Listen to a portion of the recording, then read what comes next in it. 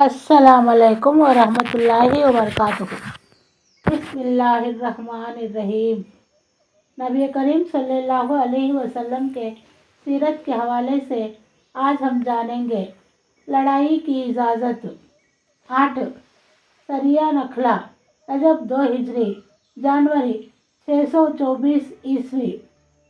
اس مہم پر اللہ کے رسول صلی اللہ علیہ وسلم نے حضرت عبداللہ بن جحش رضی اللہ عنہ کے نیترتو میں 12 مہاجروں کی ایک ٹکڑی روانہ فرمائی۔ ہر 2 آدمی کے لیے ایک اونٹ تھا، جس پر باری باری دونوں سوار ہوتے تھے۔ دستے کی آمیر کو اللہ کے رسول صلی اللہ علیہ وسلم نے ایک لیکھ لکھ دیا تھا اور ہدایت فرمائی تھی کہ 2 دن سفر کر لینے کے بعد ہی اسے دیکھیں گے۔ چنانچہ 2 دن کے بعد حضرت عبداللہ نے لیکھ دیکھا تو اس میں یہ لکھا تھا: جب تم میرا یہ لیکھ دیکھو تو آگے بڑھتے جاؤ، یہاں تک کہ مکہ اور طائف کے بیچ نخلا میں اترو اور وہاں قریش کے ایک قافلے کی کھات میں لگ جاؤ اور ہمارے لیے اس کی خبروں کا پتہ لگاؤ۔ انہوں نے سنا اور اطاعت مانی، اور آپ نے ساتھیوں کو اس کی خبر دیتے ہوئے فرمایا کہ میں کسی پر زبردستی نہیں کرتا۔ جسے شہادت سے محبت ہو وہ اٹھ کھڑا ہو، اور جسے موت ناگوار ہو وہ واپس چلا جائے، باقی رہا میں بہرحال آگے جاؤں گا۔ اس پر سارے ہی ساتھی اٹھ کھڑے ہوئے اور ابھشٹ منزل کے لیے چل پڑے۔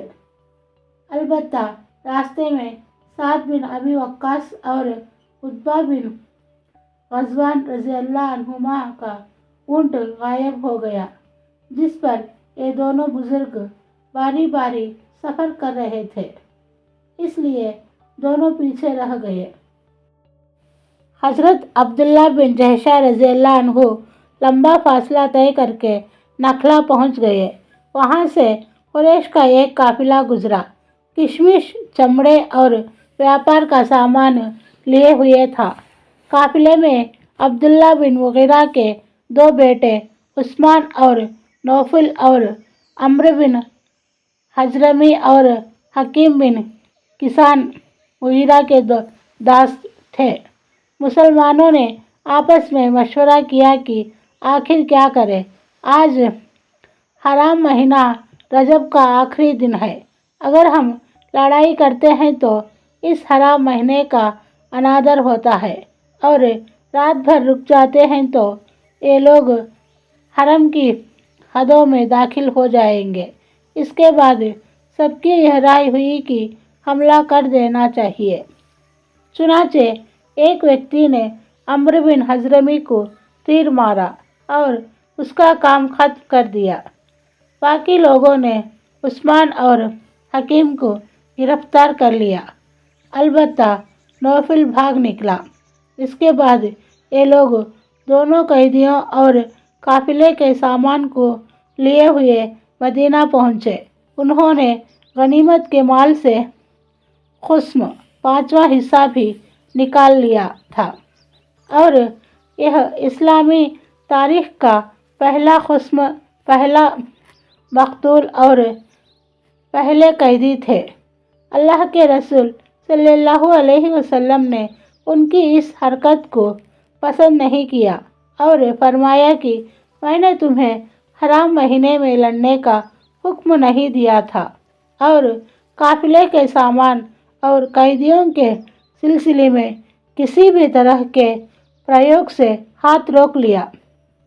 ادھر اس گھٹنا سے مشرکوں کو اس پرچار کا موقع مل گیا کہ مسلمانوں نے اللہ کے حرام کیے ہوئے مہینے کو حلال کر لیا۔ چنانچہ بڑی کہا سنی ہوئی، یہاں تک کہ اللہ نے وحی کے ذریعے اس پرچار کی کلائی کھول دی اور بتلایا کہ مشرک جو کچھ کر رہے ہیں वह मुसलमानों की हरकत से कहीं ज़्यादा बड़ा जुर्म है। इरशाद हुआ, लोग तुमसे हराम महीने में लड़ाई के बारे में पूछते हैं, कह दो इसमें लड़ना बड़ा गुनाह है और अल्लाह की राह में रोकना और अल्लाह के साथ कुफ्र करना, मस्जिद हराम से रोकना और उसके रहने वालों को वहाँ से निकालना, यह सब अल्लाह के नज़दीक और ज़्यादा बड़ा जुर्म है और फितना कत्ल से बढ़कर है। इस वही ने स्पष्ट कर दिया कि मुसलमान योद्धाओं के बारे में मुशरिकों ने जो शोर मचा रखा है उसकी कोई गुंजाइश नहीं, क्योंकि कुरैश इस्लाम के खिलाफ लड़ाई में और मुसलमानों पर जुल्म सितम करने में सारी ही हुर्मतें कुचल चुके हैं। क्या जब हिजरत करने वाले मुसलमानों का माल छीना गया और पैगंबर को कत्ल करने का फैसला किया गया तो यह घटना शहर हराम से बाहर कहीं और की थी? फिर क्या वह वजह है कि इन हुर्मतों की पाकी एकाएक पलट आई और उनका चाक करना अफसोस और शर्म की वजह बन गया? यकीनी तौर पर मुशरिकों ने प्रापगंडे का जो तूफान मचा रखा है वह खुली हुई बेहयाई और बेशर्मी पर आधारित है। इसके बाद अल्लाह के रसूल सल्लल्लाहु अलैहि वसल्लम ने दोनों कैदियों को आज़ाद कर दिया और मकतूल के औलिया को उसका खून बहा अदा किया। ये हैं बद्र की लड़ाई से पहले की सरिये और गज़वे। इनमें से किसी में भी लूटमार और कत्ल व गारतगरी की नौबत नहीं आई, जब तक कि मुशरिकों ने कर्ज बिन जाबिर फहरी के नेतृत्व में ऐसा नहीं किया। इसलिए इसकी शुरुआत भी मुशरिकों ही की ओर से हुई, जबकि इससे पहले भी वे तरह तरह के जुल्म सितम के पहाड़ तोड़ते रहते थे। इधर सरिया अब्दुल्ला बिन जहशा की घटनाओं के बाद मुशरिकों का डर हकीकत बन गया और उनके सामने एक खतरा साक्षात सामने आ खड़ा हुआ।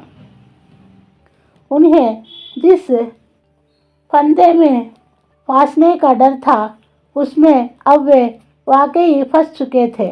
उन्हें मालूम हो गया कि मदीना का नेतृत्व पूरी तरह जाग रहा है और उनकी एक एक व्यापारिक गतिविधियों पर नज़र रखता है।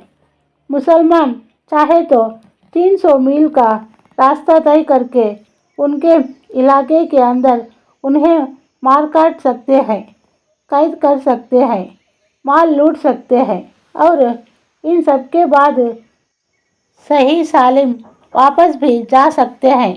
मुशरिकों की समझ में आ गया कि उनकी शामी तिजारत अब स्थायी रूप से खतरे के निशाने पर है, लेकिन इन सब के बावजूद वे अपनी मूर्खता से माने नहीं और जुहैना और बनु जमरा की तरह सुलह सफाई की राह अपनाने के बजाय आप अपने गुस्से की तेज़ी और दुश्मनी की भावना में कुछ और आगे बढ़ गए और उनके बड़ों ने अपनी इस धमकी को अमली जामा पहनाने का फैसला कर लिया कि मुसलमानों के घरों में घुसकर उनका सफाया कर दिया जाएगा।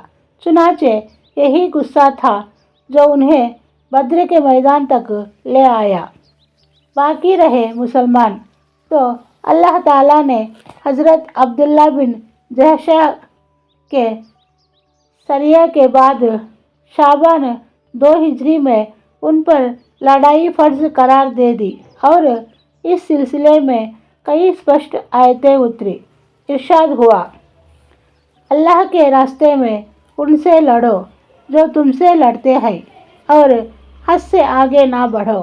یقیناً اللہ حد سے آگے بڑھنے والوں کو پسند نہیں کرتا، اور انہیں جہاں پاؤ قتل کرو، اور جہاں سے انہوں نے تمہیں نکالا ہے وہاں سے تم بھی انہیں نکال دو، اور فتنہ قتل سے زیادہ سخت ہے، اور ان سے مسجد حرام کے پاس لڑو نہیں یہاں تک کہ وہ تم سے مسجد حرام میں لڑے، بس اگر وہ وہاں لڑے تو تم وہاں بھی انہیں قتل کرو۔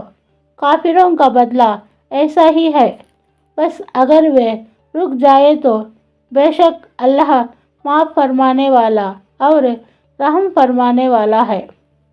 اور ان سے لڑائی کرو یہاں تک کہ فتنہ نہ رہے اور دین اللہ کے لیے ہو جائے، بس اگر وہ رک جائے تو زیادتی نہیں ہے مگر ظالموں ہی پر۔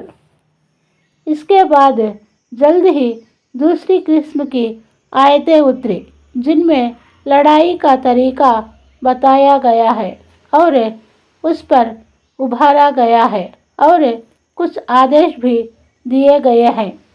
چنانچہ ارشاد ہے، بس جب تم لوگ کفر کرنے والوں سے ٹکراؤ تو گردنیں مارو یہاں تک کہ جب انہیں اچھی طرح کچل لو تو جکڑ کر باندھو۔ اس کے بعد یا تو احسان کرو یا فدیہ لو یہاں تک کہ لڑائی اپنے ہتھیار رکھ دے۔ یہ ہے تمہارا کام، اور اگر اللہ چاہتا تو خود ہی ان سے بدلہ لے لیتا، لیکن وہ چاہتا ہے کہ تم میں سے کچھ کو کچھ کے ذریعے آزمائے، اور جو لوگ اللہ کی راہ میں قتل کیے جائیں اللہ ان کے عمل کو ہرگز برباد نہ کرے گا۔ اللہ ان کی رہنمائی کرے گا اور ان کا حال درست کرے گا اور ان کو جنت میں داخل کرے گا جس سے ان کو بھگن کرا چکا ہے۔